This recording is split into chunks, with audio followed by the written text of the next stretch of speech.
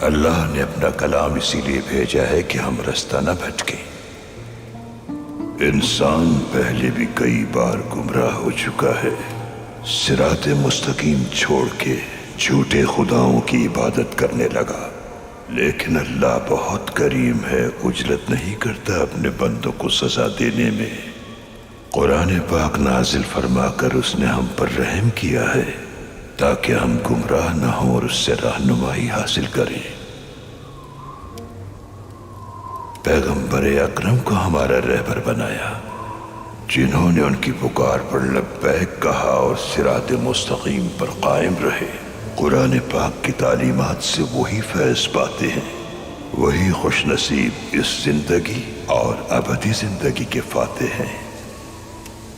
تمہاری پریشانیاں ایک ایک کر کے ختم ہو رہی ہیں، اللہ کی نصرت تمہارے ساتھ ہے۔ تمہارا دشمن جس نے اب تک صرف تمہیں تکلیفیں پہنچائی ہیں، تمہیں منزل تک پہنچانے کا ذریعہ ہے۔ یاد رکھنا، کبھی تکبر میں نہ پڑنا، بھولنا مت، ہر ہونے کے پیچھے ایک حکمت ہے۔ اللہ نفس کی غلامی اور شیطان کی پیروی سے مجھے ہمیشہ محفوظ فرمائے۔